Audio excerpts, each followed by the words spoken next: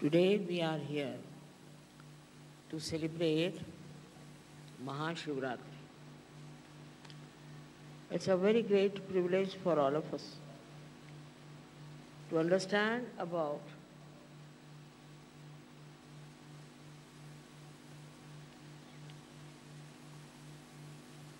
Sri Mahadeva.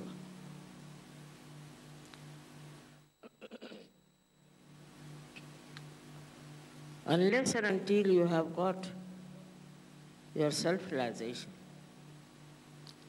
you cannot understand what is the great personality, the character, and the powers of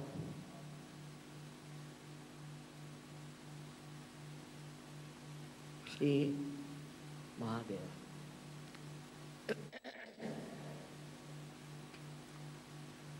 It's not easy to conceive, also to reach the depth of his greatness unless and until we are humble. We have to be very humble to reach at the lotus feet of Sri Mahadeva.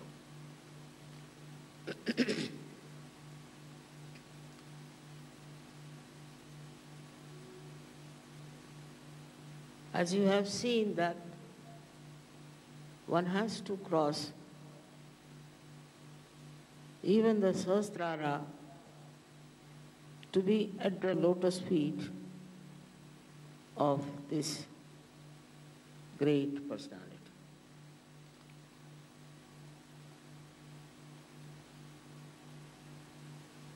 He is beyond our conception, but he resides in our hearts as the Spirit and is reflected very well when you get your realization.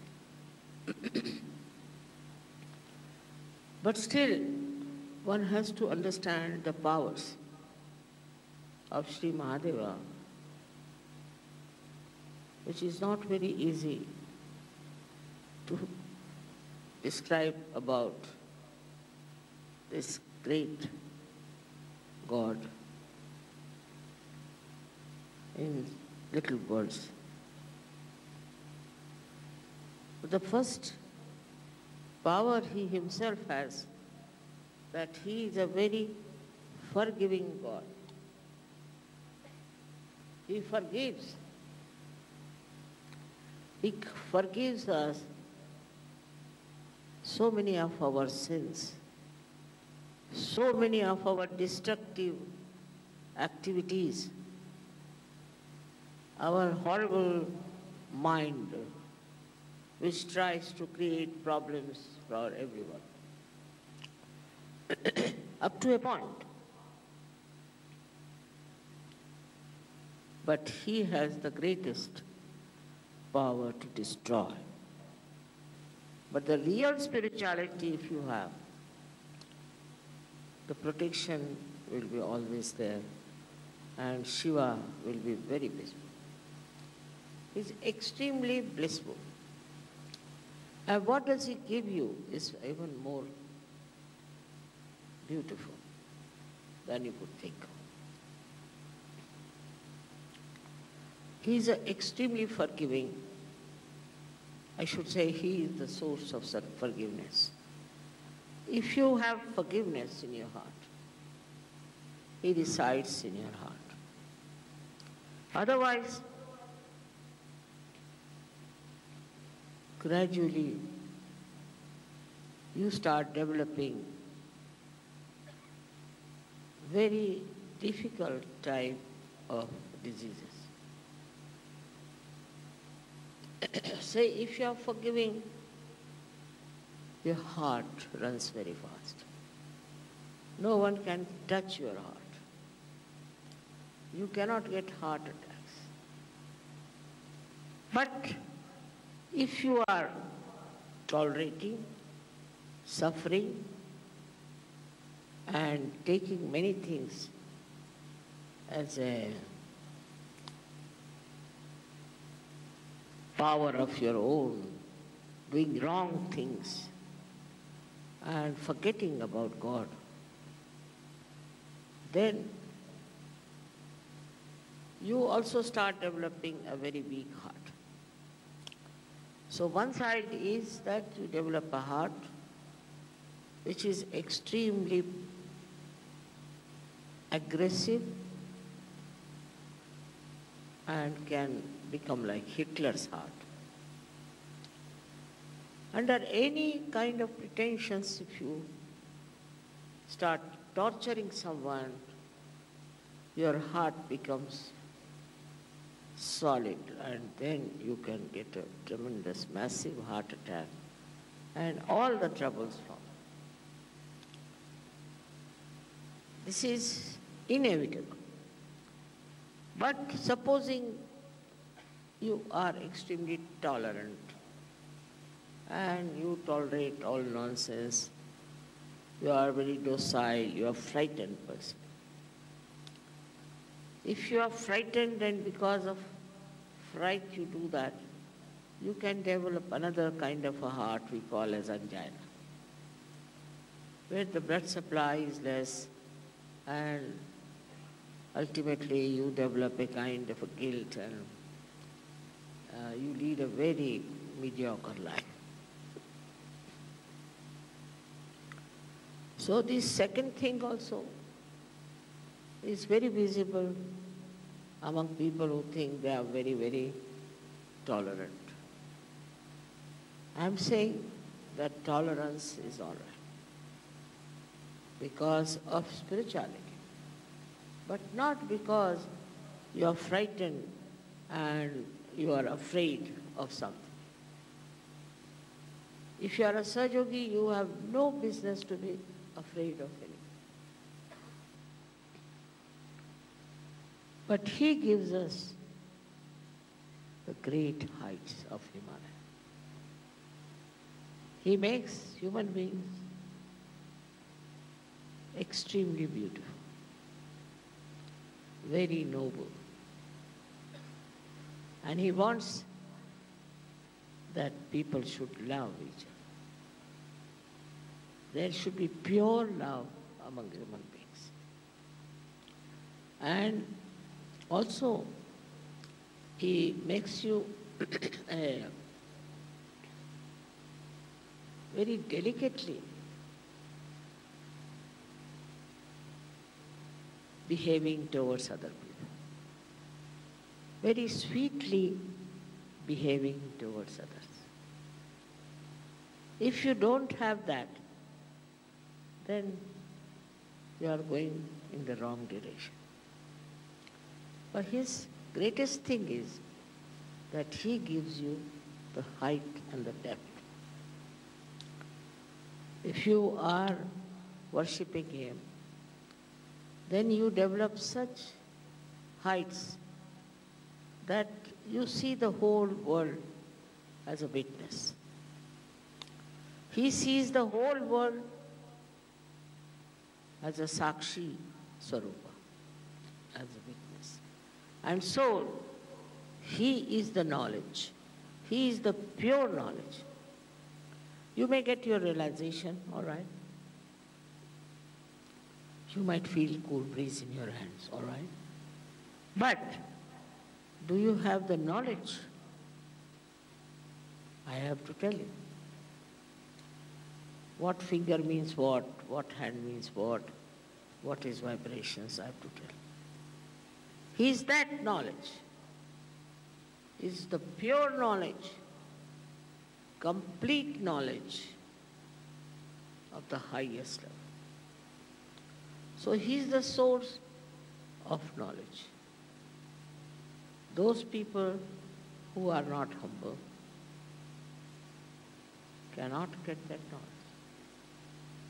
Those people who are arrogant and who do not handle others delicately, sweetly, beautifully, are not blessed by. They cannot achieve anything in life. What do we have to achieve? Not your position, not your wealth, not all these outward things, but you have to achieve a loving heart with which you can love. If there is Shiva in your heart, you will love everyone in a very beautiful manner. There won't be any nonsensical ideas about love. Just pure love for all the people is the blessing. Then all your harshness goes away. So you should understand that in the name of God you have to love. You have to understand. You need not tolerate nonsense, it's different. But you have to love people, spread your love. Gradually this love can go all over the world. And then the vision of mine I can see working out. If they are very money-oriented, materialistic people, they are not loving them. They love you only for money. All such people will be destroyed, no doubt. One should be not only humble, but should be extremely loving. To get the blessings of Shiva, you have to be extremely loving. Such people may not be very cunning, clever, may be very innocent. Must be. Because when you love somebody, you want to help that person. And I don't know how to express, but one has to understand as yogis that with Shiva's love and his blessings, you can become extremely loving, extremely generous, very, very sweet, and innocent like children. You have to be innocent. There's no need to be very clever and cunning. And you'll be amazed how your innocence will be protected. If you are innocent, you don't have to worry. There's a power. There's the third eye of Shiva who's looking after you. Wherever you are going, he's with you. That doesn't mean that you become stupid. Doesn't mean that you are not practical. All that is taken over, all the practical side, by the power of Shiva. His guidance,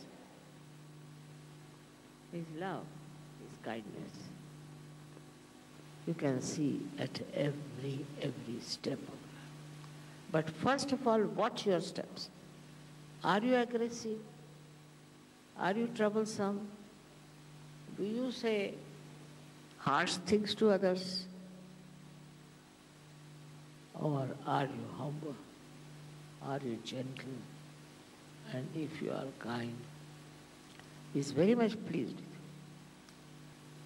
So it's important how you express your love, how you talk about your love.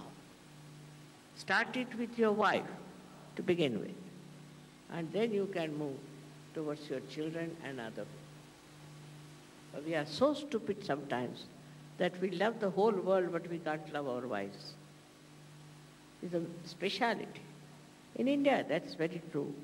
But also in the West, I've seen people love their wives because of fear. Fear of divorce maybe, I don't know. Love should have no fear. It should have just free love, without any fear, without any aggression. Enjoy that pure love. And that is what is missing in the human beings today as it is. When the day will come when human beings will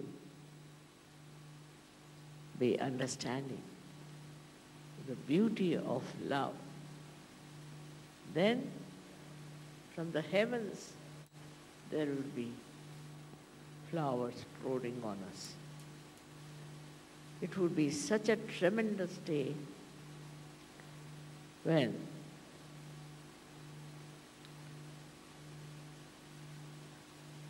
Mahadeva will be able to close his third eye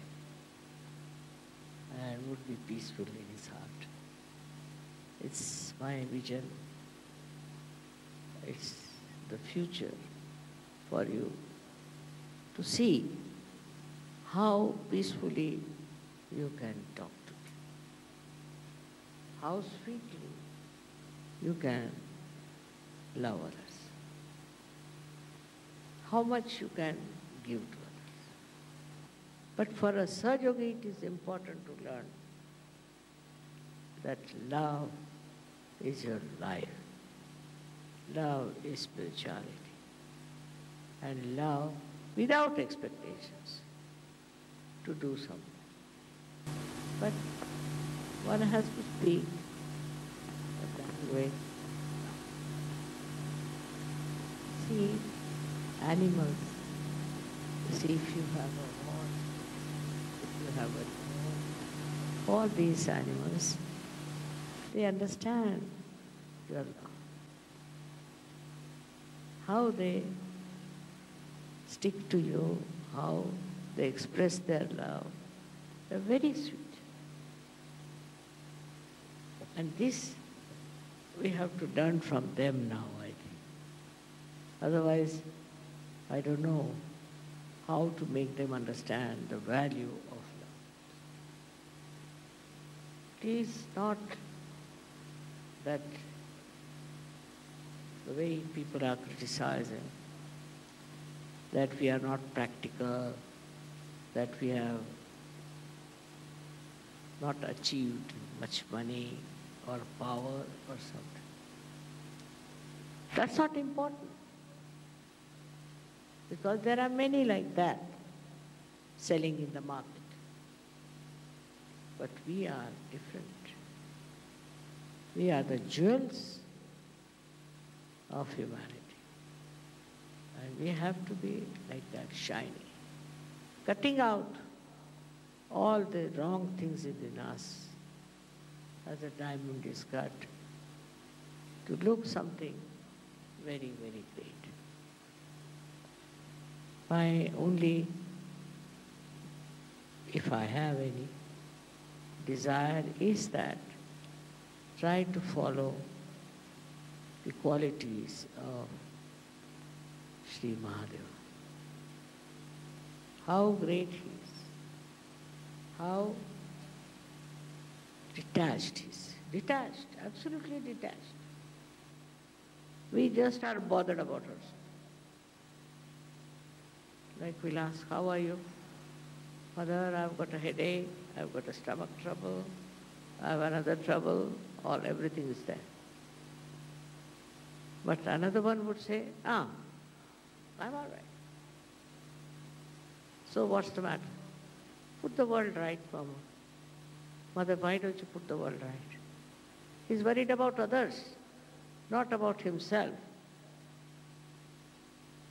And in that understanding of what one should do, to make this world happy, beautiful, for that one has to really work hard, so-called.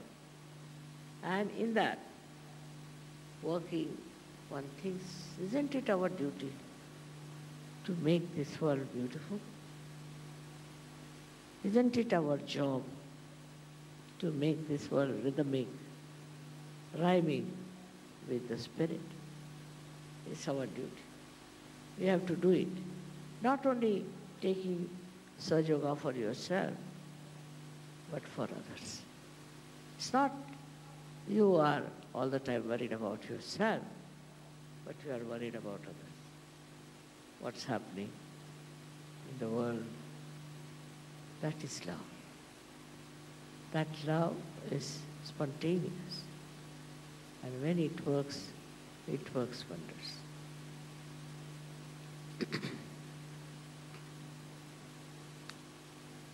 So this is a beautiful evening where we are worshipping such a great source of our ascent. And I hope you people will understand how far are you with that force, how much are you drenched in that force, in that rhythm of Shiva, who in his rhythmic way gives you vibrations. Vibrations flow in a wavy way, and that wave should engulf you completely, and you should be lost in that. Your I-ness should be dissolved in that. This is I bless you. Thank you.